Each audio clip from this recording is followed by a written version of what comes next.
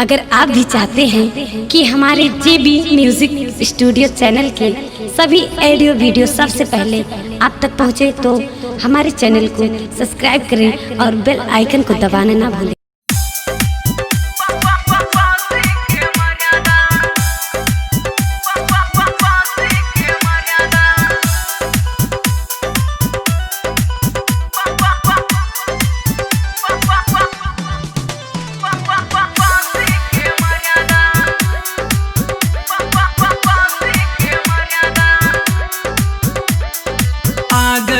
बम्बे से गौआ में आ गईले, बम्बे से गौआ में आ गईले, बम्बे से गौआ में आ गईले, बम्बे से गौआ में कैले न तनिको पारदा, थाके उड़ा दे गरदा, हई नौगढ़ के मर्यादा, धाके उड़ा दे गरदा, हई बासी के मर्यादा।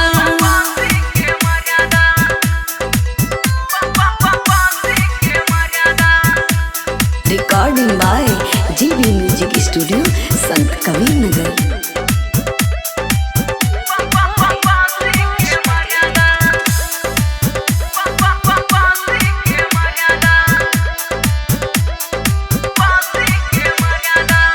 ऊपर से नीचे ले झलके समनवा, देख के मारेला बुढ़ाओ जवनवा। ऊपर से नीचे ले झलके समनवा, देख के मारेला बुढ़ाओ जवनवा।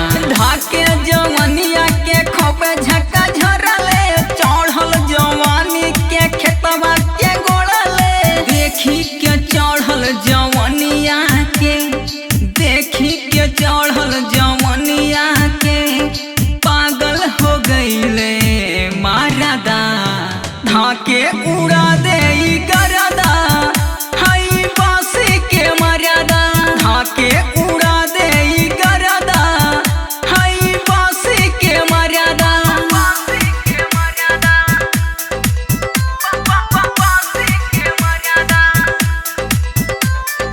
Recording by JB music studio, Sant Kabir नगर।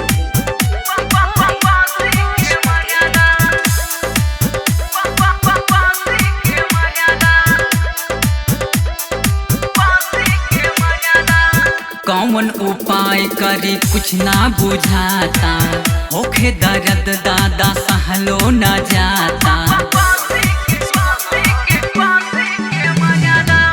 कौन उपाय करी कुछ ना बुझाता, होखे दर्द दादा कहलो न जाता।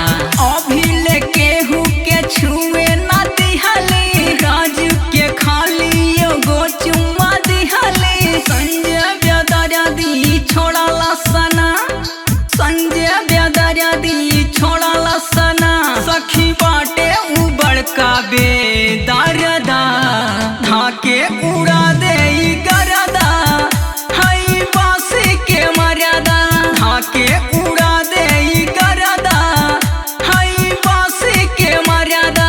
आ गईले बम्बे से गौआ में, आ गईले बम्बे से गौआ में कैले न तनिको पारदा, धाके उड़ा दे गरदा, हई नौगढ़ के मर्यादा, धाके